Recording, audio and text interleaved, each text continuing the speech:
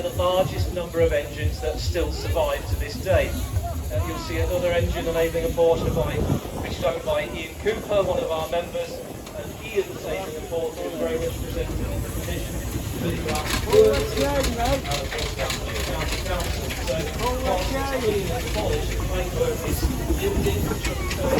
Another engine to look out for. Now, living in County Durham, I know a few of the northern engines. We've talked about the Aberdeenshire contingent that have come down, and it's a pleasure particularly to have Mark Stafford and family here with the Sentinel. And they took the car that run yesterday over the Porsche Pass. My guys are Williams and Sentinel there. The S4s are amazing machines. As you watch and listen to the leaving, you can just see just how different they were and how they were built to combat but meet the challenge of the diesel lorry. So there goes Ian Cooper's 8 metres away from me. He's always frightened. I want to talk to him on the microphone. I won't do that to him. But this classic smash here, the 10-ton Evelyn roller. Pretty much as thousands of rollers were made and used around the world. There are steam rollers by over the port in Australia, New Zealand, Malaysia, Cuba, all over the place. They are ubiquitous.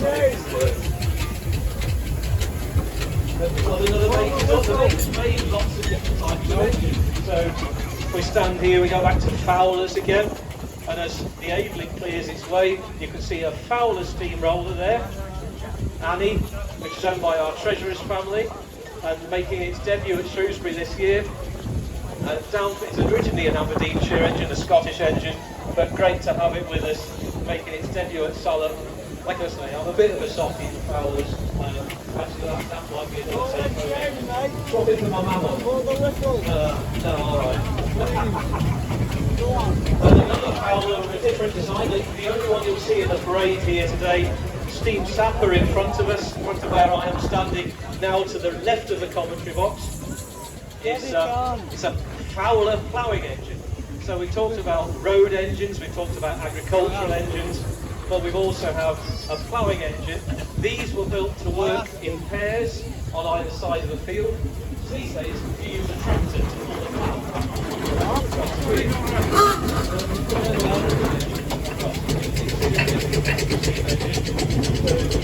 A winding drum underneath the engine, and you had an engine on either side of the field, and it would winch the plough, they tow the plough backwards and forwards between them so that they ploughed the acreage, and that enabled agriculture to develop at a much faster pace than they could with horses. And used again until the 1950s mostly. A lot of ploughing engines went in the 20s and 30s when the modern tractor came in, but the ploughing engine for a lot of occasions still was operating the treasure of labours and with us until the 1950s. More of the Sentinels, Maggie May, 100 years old yesterday, there was a party for it. Very pretty little tractor, preceded by the Goddard family's Morris's Sentinel there. And then a couple of other Shropshire stalwarts, in fact Shrewsbury Rally stalwarts in front of us. So the steam sapper, the ploughing engine, and the Clayton steamroller are owned by Secretary Maggie Asprey and her family. They present them to us. And then the next engine is got a loud horn, and I mean at Shrewsbury Rally probably 30 years ago, nearly, owned by Steve Milnes and family.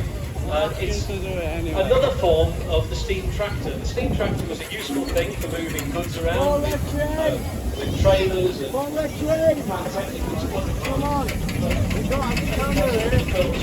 convertible. And once this Sentinel's moved past us, you'll be able to see that Lady Hesker's front end can be unbolted and changed. So it can be converted from a steam tractor to a steamroller and vice versa. So it could spend the winter on rolling jobs, on the summer on haulage and sawing and thrashing. Steve and family very unusually present it in steamroller form. It's very unusual to have a convertible that's still a steamroller. It worked, you see, for Aberystwyth Rural District Council for many years, later Cardiganshire County Council. It had a mishap with the hospital wall in Aberystwyth in about 1920.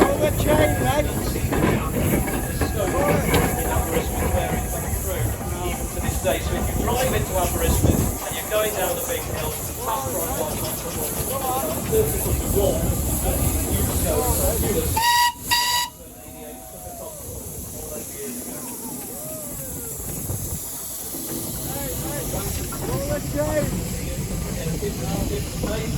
breathe, but still the same concept of the machine doing the same job. I'm coming back past the front of the commentary box, so you get a second bite of me, or I get a second bite of you, but we get to see different engines.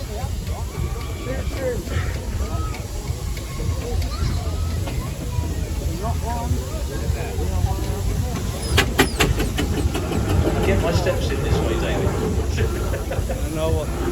So, once again, a different thing. Aiming and Porters are quite often green engines. But this engine, the Total family, is maroon Cinderella.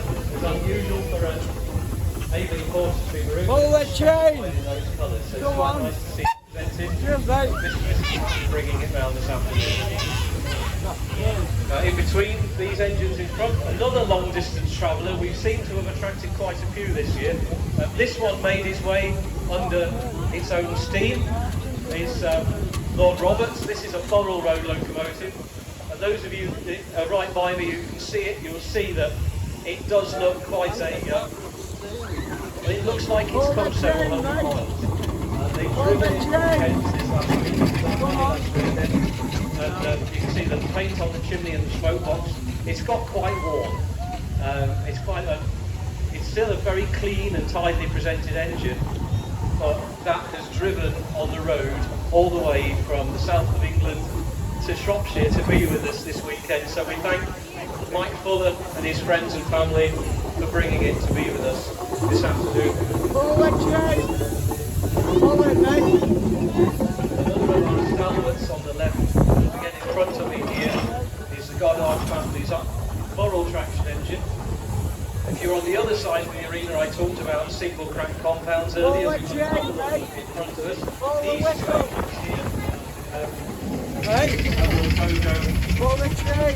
and the Goddard's engine are both from Isaac Ball, a contractor, C.R. DeWitt and Togo were both around the time of conflict in the early 20th century. Fleet numbers 4 and 6 in the Isaac Ball fleet from Lancashire, and that's Ball's patent for the canopy, the roof, with 2 boxes on the back. Specifications of Isaac Ball initially. Very largely fashion and rolling contractors in Lancashire with their own house style of how their engines look. Back to Aveling and Porters. The roll up here is a compound Aveling, but it's a later one from the 1920s. It has what's called piston valve cylinders, which means that they are meant to be more effective, more efficient, and help the engines to Follow that chain! with the Follow that chain! competition of the diesel with the motor rollers coming in. Again, another engine that's well known to this area.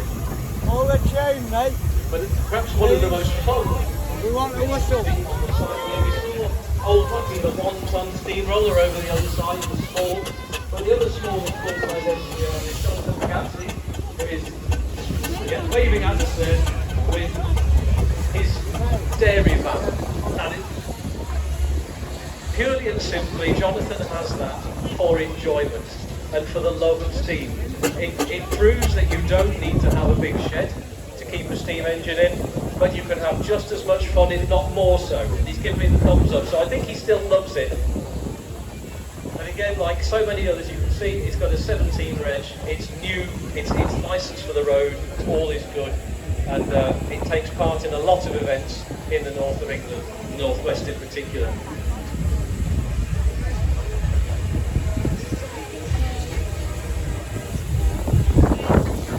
seen some of these engines that we've already talked about, so we'll go around the other side because I can see some other interesting ones appearing. There's a Borrell steamroller here, also a single crank compound, presented by James Allison. Quite unusual to see a Borrell steamroller that is a single crank compound engine. And, again, an engine very local to our area. It started its life working in Cheshire. It's the MA registration. Down to the middle of the arena on the right hand side, as I come to obstruct more people's pictures and get in the way. The two more unconventional steamrollers heading down the middle of the arena. The sloped boiler was simplicity, like from Mike Salt and daughters, as it said on the roof. The sloped boiler was a 3-ton engine, and it was designed for burning 4 quantity fuel and making steam quite quickly, followed by Jez Kirkwood and Old Rotty, the 1-ton steamroller, probably the smallest full-size steamroller in the UK. Then heading up around the top end is a first-time visitor, another first-time visitor to Onslow Park.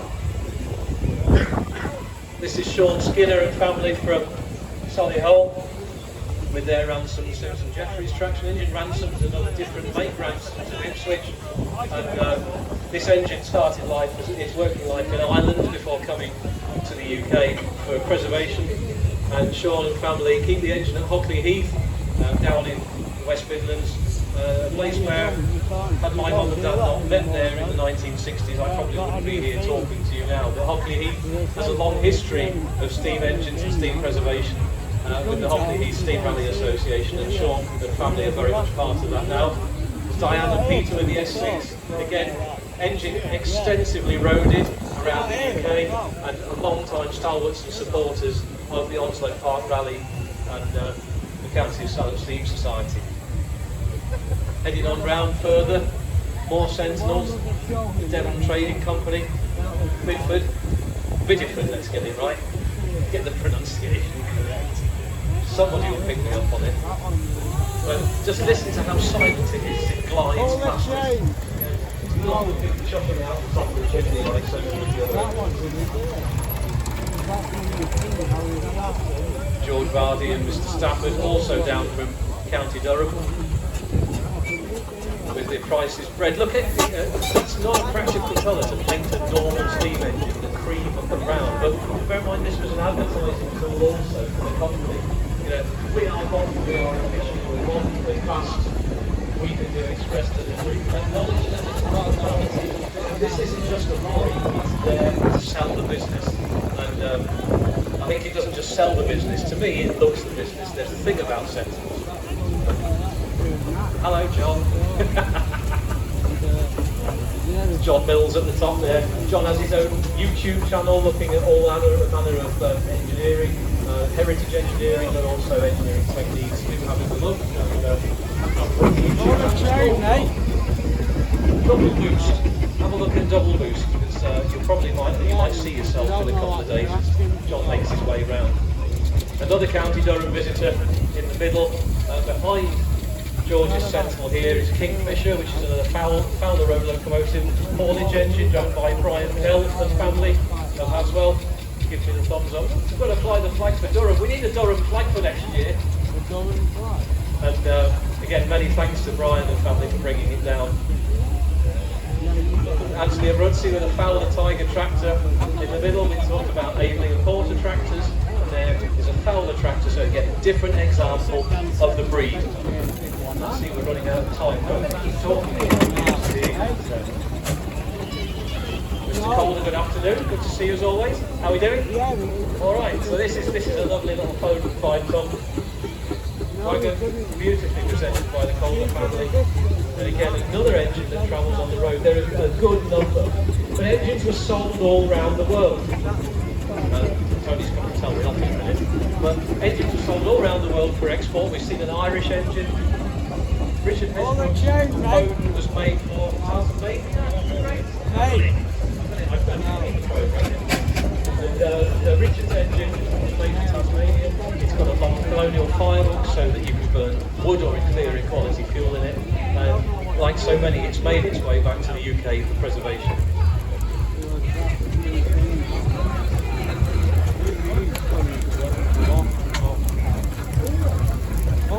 Another one of our long-time supporters, Tim You're not Foster. pulling the Have a look to you. If you're at the top end of the arena here, the light green Foster of Lincoln. We talked about the first war at the beginning when we saw the Foden steam lorry.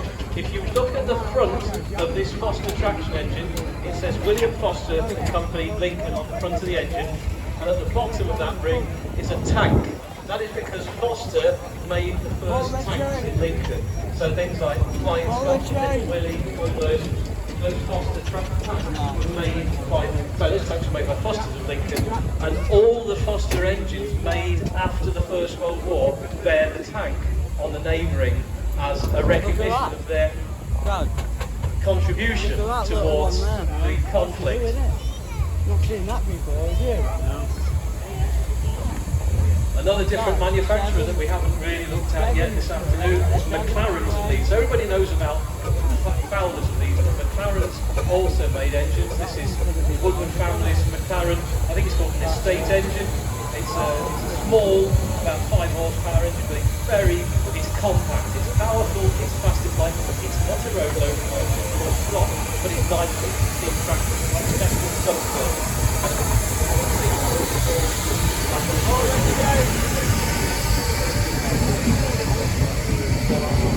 taking a McLaren over a Fowler any day, but I'm not getting into arguments this afternoon. So we get a better view at the top of the arena now of the Tony Sendon family's Avalana, which is an Aveling and Porter traction engine. So we talked about Aveling and Porter steamrollers, but Aveling made steam lorries, they made traction engines, they made locomotives, and ploughing engines. And what you find is that a lot of these manufacturers specialise in a particular type of engine. Whilst they specialise in these general engines were also made in a way. Avalana is a compound, so again it has the 2 cylinders at the top. It uses steam twice, and again a very nice engine, ready, well set up to do the day's work on the farm. And I think it would be a very effective engine with that compound. Which one was that? That one.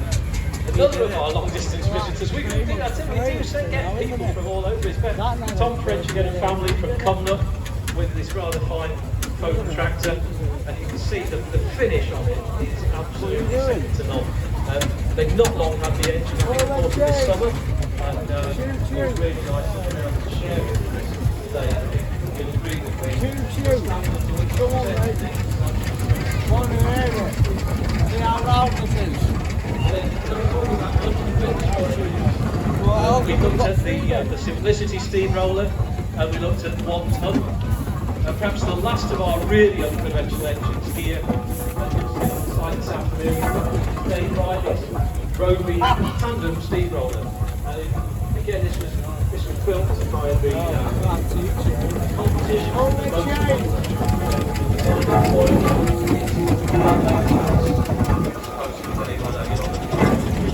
but it was also meant to be able to keep up with rolling asphalt and tarmac rather than putting heavy stone down. So it's chip chasing, it's following the tar spreader. And so the tandem rolls rather than what's called a 3-point roller give it excellent coverage along the road surface. You don't have bits that you miss. It's also a chain drive, you can see the chain there and the gear wheels going down to the back axle. And again, as it goes along, you can imagine that's got quite a surge of speed in following the tarmac spreader. And then last but not least, we have the Isle of Man Highway. It's a Foden 5-ton, which I remember as a boiler unit at Beamish Museum, and it allegedly spent time as an anchor in the bottom of the harbour at Douglas in the Isle of Man. It didn't. We know that's not true now. Point of air.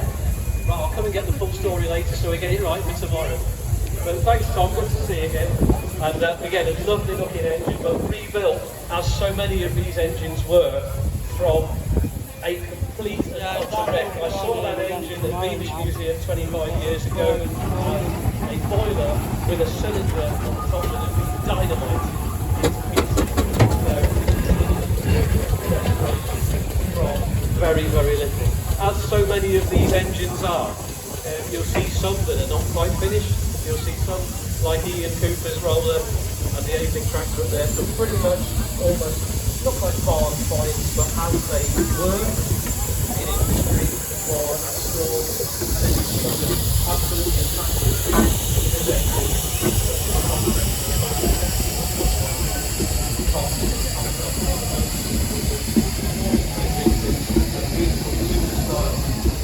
ladies and gentlemen, it's been a privilege to share with you perhaps the finest collection of engines in the UK, and I do hope that you've enjoyed our pageant of steam this afternoon, the Grand Parade, and if you can show your appreciation to the crews, please, as they make their way out of the arena.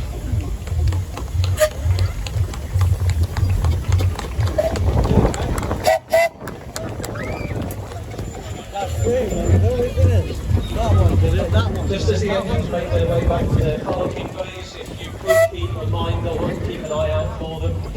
My former colleague, David Bradbury, used to say that it may be an honour to be hit by one of these things, but it still hurts just as much.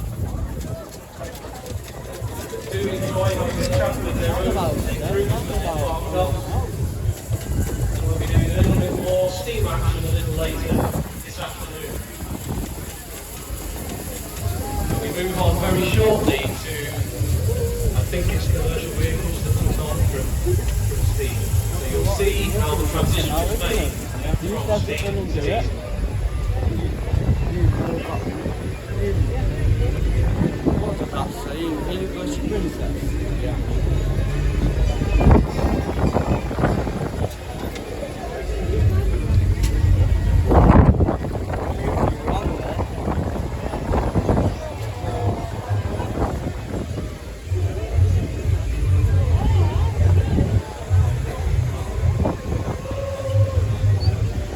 Warming up with the engines, isn't it?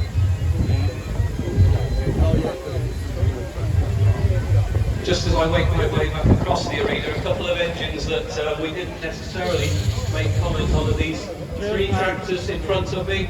As I'm standing in the middle of the grey one, the green one and the brownish red one. And again, this steam tractors made by three different manufacturers, the same concept but very different in look, detail and design. So Scott Lewis with his Tasker tractor here, made down in Andover, in this incredible grey livery, which I think really suits it actually. But three engines to do the same job, but they perform differently. Each of their owners will tell you that their engine is best. Part two. Part two. The engine next to it, Nessie, owned by Tom Fields Capital. This engine has an amazing story. Go and have a look at it with Tom and the crew around when it's parked up, because this engine spent several decades on its side submerged in Loch Ness, hence the name Nessie, and the restoration that Tom has made of it is really something second to none. I've driven this engine, it's quiet, it's fast, it's a real tribute to his engineering ability that he's restored it to a standard that we can see it. And then the Foster tractor of Chris Arrowsmith. Even the chip and supervisors, again, the engine down itself. But an engine that is on that one, this is very compliant today. And basically it's made, when you see it on the other side, it's like an operate. But it certainly does. Chris never lets this engine on a low loader, or if it does go on a low loader, it's very poorly. There's something very wrong. But Chris has driven this engine extensively since acquiring it from the late Dave Harding, one of the great characters of the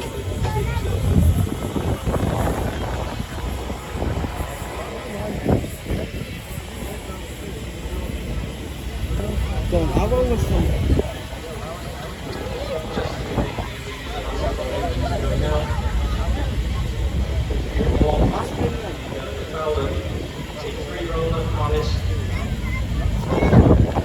Something again that changing our road surfaces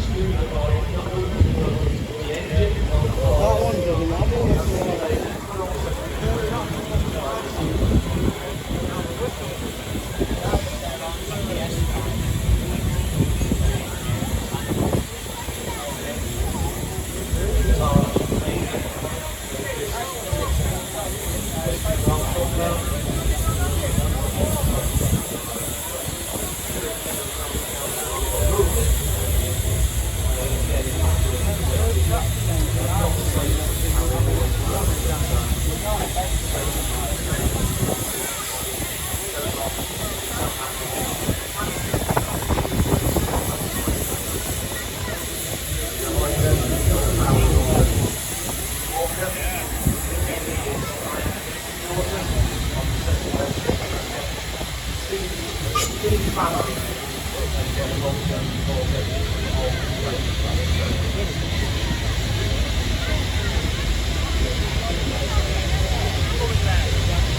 There are a few engines on site that you won't see in the arena. I mentioned earlier the engines on the actual show field itself, but there are a couple of portable engines on the lineup, on the steam line. They can't move themselves. They are portable engines that would have been towed behind a tractor or horses, owned by John Bradbury and preserved by members of Bradbury's family and his daughters and wife. Interesting concept of the portable engine in a couple of different sizes. You can have portables from like 2 horsepower right up to 16, 20 or more. At which point they cease to be portable, I don't really know. But I think that's an marketing ploy. And the other engines that you will see are at work on site today that aren't in the arena are down in the working field where there are engines coupled to the saw bench, thrashing machine, stone crusher, and also air and ploughing engines that have been winches on winch trucks, demonstrating what steam cultivation is like. On either side of the field, drawing an animal between them, whether it's cultivating a harrow or a plough. So lots of steam activity. Also Wolverhampton volunteers representing the miniature railway steam on the rails, and that one's got also we're going to have a look at.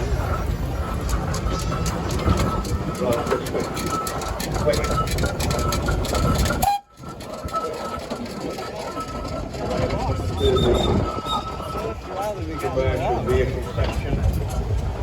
You're next on the ring, remember? Because it's the first parade We've just of finished this the year's steam round. and we're We got getting a lot. it now. Used. Part 2 is articulated vehicles, obviously, this afternoon. So, Lewis Weaver, ready when you are, please. We are ready. Oh, they're ready for the animals and that.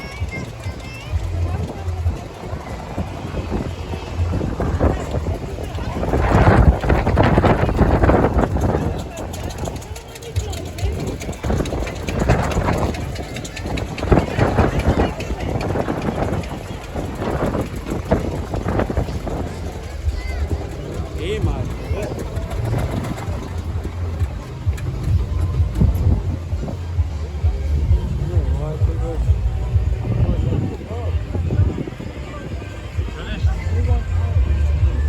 Up and down, how's that?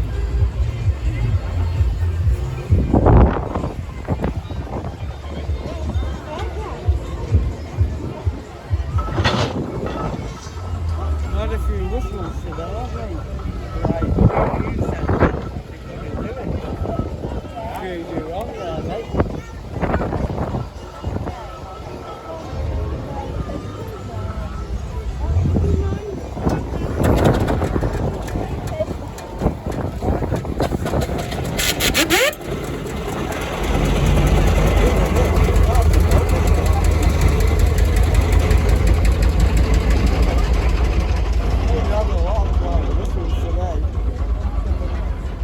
We'll probably get some more tomorrow.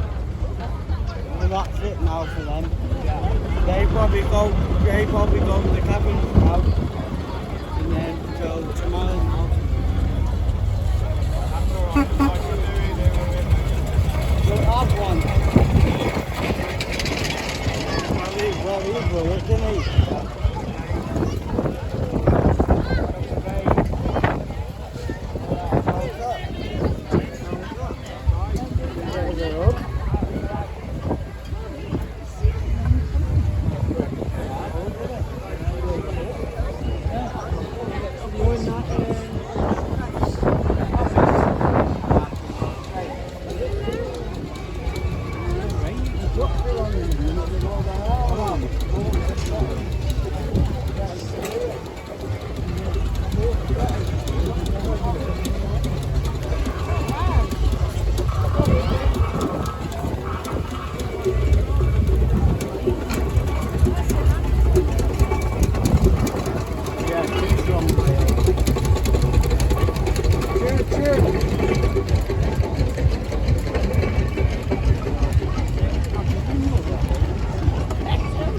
do, see, I don't know, I'm done. What's that? I will do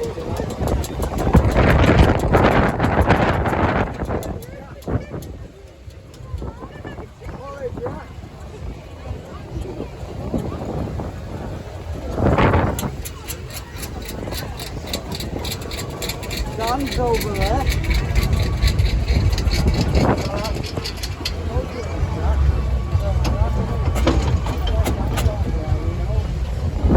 Ladies and gentlemen, back to the events today.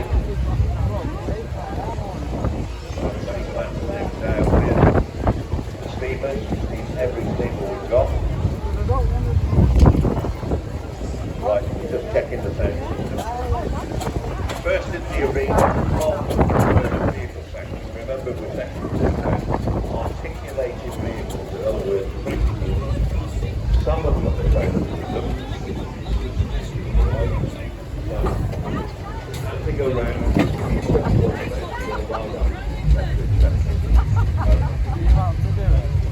first of all, when we finish off this morning, we finish off directly with the street.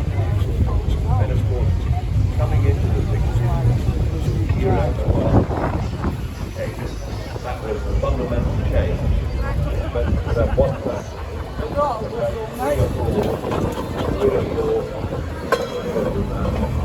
What combination of bunches of traffic, alright? Of course, one stands out. I will tell them that they need to Really proud. look, Three wheelers did away with it.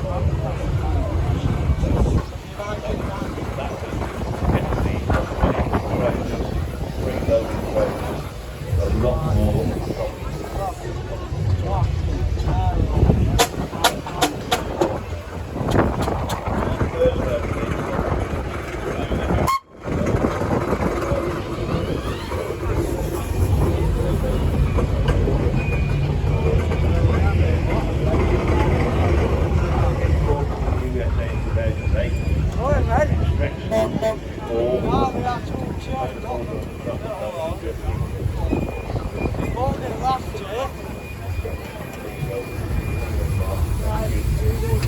Now we come to an interesting thing. Bristol only made vehicles for the red road service. These haven't got brakes like Which included the